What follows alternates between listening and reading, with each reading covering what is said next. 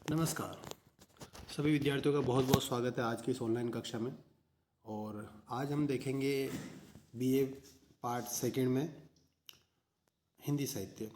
जैसा कि हमने पहले भी एक बार चर्चा की थी कि हिंदी साहित्य में आपके दो प्रश्न पत्र हैं। दोनों प्रश्न पत्र 100 अंकों के हैं।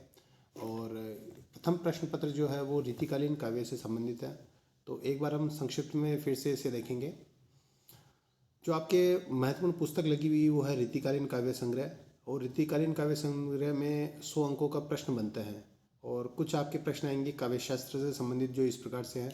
एक बार हम इसको जूम करके देख लें। इसमें आपके एक प्रश्न व्याख्याओं से संबंधित आएगा जिसमें 3 व्याख्याएं आनी हैं। 3 व्याख्याएं 8 अंकों की प्रत्येक व्याख्या होगी। और इसमें प्रसंग, व्याख्या और विशेष इस प्रकार से 3 खंडों में आपको उसका व्याख्या का उत्तर देना है। इसमें आप प्रसंग के तहत उस जो भी आपकी व्याख्या आई है उसका कॉन्टेक्स्ट देंगे, संदर्भ देंगे कि उक्त व्याख्या किस रचनाकार द्वारा लिखे गया है, ये पद किसके द्वारा लिखा गया है, और उसके बारे में अपनी संक्षिप्त बात लिखेंगे। 2 पंक्तियों में ये हो सकता है। जैसे कि आप लिख सकते हैं कि उक्त पद्यांश या उक्त काव्यांश केशव दास द्वारा रामचंद्रिका में रचित है और इसमें सरस्वती की महिमा का वर्णन किया गया है। ये 2 पर्याप्त होगा। उसके उपरांत व्याख्या करनी होगी आपको। व्याख्या में आप इसको पल्लवन करेंगे, जैसे कि बाणी जग रानी की उदारता बखी न जाए, यानी सरस्वती माँ की उदारता का वर्णन किया जा सके ऐसी शक्ति किसको मिली है आज तक। इस ढंग से करके उसका हम पल्लवन करेंगे। हर एक पंक्ति का अलग अलग पल्लवन करते हुए आगे बढ़ेंगे, जिसमें आप शब्दों के अर्थ में पंक्ति का अर्थ करते हुए हम आगे बढ़ेंगे। और इस ढंग से पूरी जो व्याख्या होगी उसका हम सप्रसंग व्याख्या कर देंगे। और उसके बाद में तीसरे स्थान पर जो आता है वो है विशेष। विशेष में हम करेंगे कि आप उसमें मूलतः लिखेंगे काव्य सौंदर्य के बारे में लिखेंगे। काव्य सौंदर्य में जिसमें आपका रस, छंद, अलंकार आदि बिंदु आते हैं। तो इन तीनों बिंदुओं के बारे में आप अपने विशेष में लिखेंगे। और साथ में अगर कोई विशेष भाव सौंदर्य में भी अगर कोई विशेष तत्व आपको देखने को मिलता है तो भी आप उसमें लिख सकते हैं। जैसे भाषा के विषय में लिख सकते हैं कि ब्रज भाषा का प्रयोग हुआ है, जो आपके अलंकार कौन कौन से प्रयोग है उनका आप लिख सकते हैं। और आप साथ में रीति का प्रयोग भी लिख सकते हैं कि कौन सी रीति का प्रयोग इसमें किया गया है। रस का प्रयोग लिख सकते हैं कि रस कौन सा रस इसमें प्रयोग आया है। ठीक है। तो इस प्रकार से 3 व्याख्या हो जाती है। 8-8 अंकों की 3 व्याख्याएं 24 अंक की होती है। 3 प्रश्न आपके आलोचनात्मक प्रश्न आएंगे, यानी कि आपके बड़े प्रश्न आएंगे। और इसमें आपके कवि परिचय से संबंधित होते हुए उस वाद के विषय में पूछे जा सकते हैं आपसे, या फिर आपकी मतीराम की काव्य परंपरा के बारे में पूछा जा सकता है, या फिर काव्य प्रवृत्तियों के बारे में पूछा जा सकता है, या फिर पूछा जा सकता है कि भूषण राष्ट्र कवि है, इसे आप सिद्ध कीजिए। या फिर आपसे पूछा जा सकता है कि बिहारी के काव्य में रीति, नीति, श्रृंगार और भक्ति का मिश्रण पाया जाता है, या फिर सतसैया के दोहरे, जो नावक के तीर। ऐसा कोई भी प्रश्न आपसे पूछा जा सकता है जिसमें आप लिखेंगे। या फिर आपसे पूछा जा सकता है केशव के संवाद योजना के विषय में अपनी टिप्पणी लिखिए। तो ये टिप्पणी आपको 500 शब्दों में लिखनी होगी। तो ये 3 आलोचनात्मक प्रश्न आएंगे जो आपकी पुस्तक से ही संबंधित होंगे। ये 48 अंकों के होंगे। फिर इसके बाद में एक प्रश्न आएगा आपके काव्य शास्त्र से संबंधित, एक प्रश्न रीति काव्य से संबंधित जो सिद्धांत विषयक होगा, जिसमें रीति का तात्पर्य, नायक नायिका भेद, रीतिबद्ध, रीति सिद्ध व रीति मुक्त काव्य, रीति में काव्य शास्त्रीय संप्रदाय, रस अलंकार संप्रदाय एवं परंपरा आदि आएगी। जिसमें आपका रीति का तात्पर्य का मतलब, रीति का तात्पर्य एक तो हम वामन द्वारा, आचार्य वामन ने जो रीति का तात्पर्य बताया था कि विशिष्ट पद संगठना रीति की, विशेष पदों की संरचना ही रीति है। और दूसरा जो रीति का तात्पर्य हम रीतिकाल के संदर्भ में देखते हैं कि उस समय के कवियों द्वारा एक विशेष रीति का पालन किया गया, यानी लक्षण ग्रंथों की रचना की गई, तो इसको हम रीति कहते हैं। तो ये थोड़ा सा इसमें हमें समझाना होगा। नायक नायिका भेद देखेंगे हम। रीतिबद्ध, रीति सिद्ध व रीति मुक्त काव्यों का के मध्य भेद पूछा जा सकता है, इनमें अंतर क्या है, या फिर इनकी जो प्रवृत्ति है वो पूछी जा सकती है। और रस संप्रदाय के संबंधित प्रश्न आ सकते हैं। विभावानुभाव, व्यभिचारी, संयोग, रस निष्पत्ति में से रस के प्रमुख अंग हो गए हैं, या फिर विभाव के पूछे जा सकते हैं। अलंकार में आपके प्रमुख अलंकारों का आ गया, या फिर टिप्पणी करके प्रश्न आपके आ सकते हैं। ये होगा आपके 16 अंकों का। ये सीधा सीधा केवल रीति काव्य से संबंधित ही होगा, जो काव्य सिद्धांत विषय होता है। और एक प्रश्न आएगा जो शुद्ध रूप से हिंदी साहित्य के इतिहास में रीतिकालीन काव्य का इतिहास से संबंधित प्रश्न आएंगे, जो आएगा आपके 12 अंकों का। तो इस ढंग से हम देखते हैं तो ये कुल मिलाकर 100 अंकों का आपका प्रश्न पत्र हो गया। अब अगर हम अपनी पाठ्य पुस्तक को देखें तो ये 8 कवियों के चयनित अंश आने वाले, जिसमें केशव दास है, ये सारे के सारे रीतिकालीन कवि है।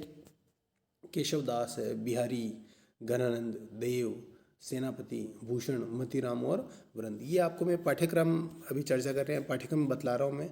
और केशव दास में भी आपको एक एक पुस्तक के अंदर जिस भी प्रकार से जो आपके छंद आए गए हैं, जो पद है, उनका वर्णन इस ढंग से है। जैसे केशव दास में सरस्वती वंदना, राम वंदना, अयोध्या नरेश, अरुणोदय, धनुर्भंग, और इसी ढंग से परशुराम संवाद, पंचवटी वर्णन, हनुमान लंका गमन, सीता दर्शन, सीता हनुमान संवाद आदि आपके इस ढंग से पद आने हैं।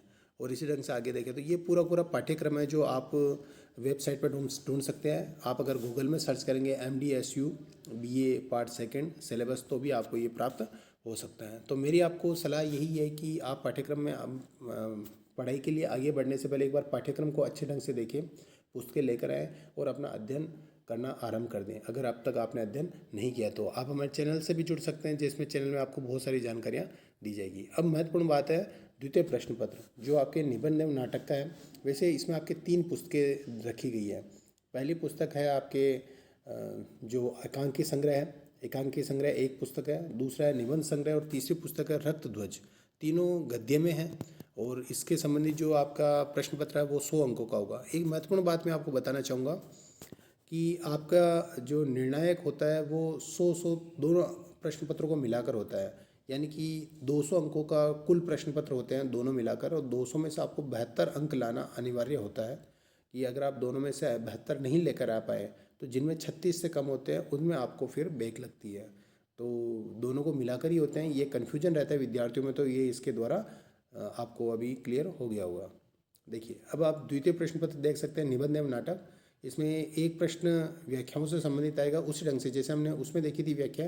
तो उसमें 24 अंकों की 3 व्याख्याएँ थी, लेकिन इसके अंदर जो 3 व्याख्याएँ हैं वो तीनों पाठ्य पुस्तकों से आएगी, जिसमें निबंध संग्रह हो गया आपके, रक्त ध्वज हो गया आपके, और एकांकी संग्रह हो गया। तीनों में से एक एक व्याख्या आएगी और ये 30 अंक की व्याख्याएँ आपकी रहती है। तो इन पुस्तकों के संदर्भ में आपको कहना चाहूँगा, आप अभी से पढ़ना आरंभ कर दें। बहुत ही रुचिकर है, निबंध भी बहुत रुचिकर है, और साथ में हम बात करें एकांकी में आपको बड़ा आनंद आएगा। फिर वापस हम जब कक्षा में यहाँ पर एकत्रित होंगे तब हम वापस इसको एक बार पढ़ेंगे। 3 प्रश्न उसी ढंग से, 3 प्रश्न आलोचनात्मक है जो है आपके 54 अंकों के, और 18 अंकों का प्रत्येक प्रश्न होगा। 18 3 54, और एक प्रश्न निबंध नाटक व एकांकी के संक्षिप्त और आलोचनात्मक विकास। ये हिंदी साहित्य के इतिहास से संबंधित हो सकता है आपके, कि निबंध में जो हिंदी साहित्य के इतिहास में निबंधों की जो परंपरा रही है, किस ढंग से आगे बढ़ती हुई परंपरा रही है, उससे संबंधित आपके प्रश्न आ सकते हैं। तो निबंध नाटक व एकांकी के संक्षिप्त आलोचनात्मक विकास से संबंधित प्रश्न आएगा, एक प्रश्न आएगा। और रचनाकारों से संबंधित आ सकता है, ये 16 अंक आपके एक प्रश्न रहेगा। तो इस ढंग से ये भी 100 अंकों का होता है। ये अपेक्षाकृत थोड़ा आसान रहेगा आपके लिए, क्योंकि अगर आपकी गद्य में रुचि है तो ये देखिए इसमें इस ढंग से आएगा। एकांकी संग्रह है तो 3 पुस्तक हो गई, एक तो नाटक हो गया रक्त ध्वज, निबंध सूची हो गई, 9 निबंध आपके आएंगे जो साथ में सूची है, और एकांकी है जिसमें देखिए निबंध में कौन कौन से हैं। वैसे आपके पाठ्यक्रम में जो पुस्तकें निर्धारित है उसके लिए हेतु भारद्वाज जी के संपादन में पुस्तक आती है, जो आपको मैं एक बार बता देता हूँ। तीनों पुस्तकें एक बार बताना चाहूँगा।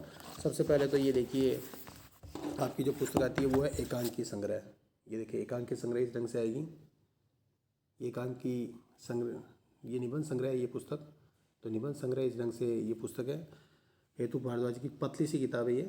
और दूसरी पुस्तक है आपके एकांकी संग्रह, और तीसरी पुस्तक आपको ये मिल आएगी रक्त ध्वज। ये तीनों पुस्तकें आप अवश्य खरीद के ले आएँ। निबंध की अगर हम बात करें तो निबंध इसमें इस प्रकार से, एक बार मैं आपको नाम बताना चाहूँगा। साहित्य जनसमूह के हृदय का विकास है, और कवि कर्तव्य, तुलसी के सामाजिक मूल्य, भारत एक है, कवि तेरा भोर आ गया है, राष्ट्र का स्वरूप, मानस की धर्मभूमि, पार्थिव धर्म, राजस्थानी साहित्य में राष्ट्रीय भावना, और ये इस ढंग से आपके 9 निबंध आपके दिए गए हैं। नाटक रक्त ध्वज जो डॉक्टर राजेंद्र मोहन भटनागर द्वारा रचित है, जो आपके हम बात करें तो गोविंद गुरु जो थे, जिन्होंने एक क्रांति सी जलाई थी आदिवासी समुदाय में, उनके ऊपर यह आधारित है। तीसरा जो आपका एकांकी संग्रह है, एकांकी संग्रह में जो 6 एकांकियाँ हैं वो इस प्रकार से है। नया पुराना, दीपदान, बीमार का इलाज, भोर का तारा, और ईद और होली, और सबसे बड़ा आदमी। तो इस ढंग से आपके 6 एकांकियाँ आपके पाठ्यक्रम में दी गई है। तो ये आपका पूरा पाठ्यक्रम है।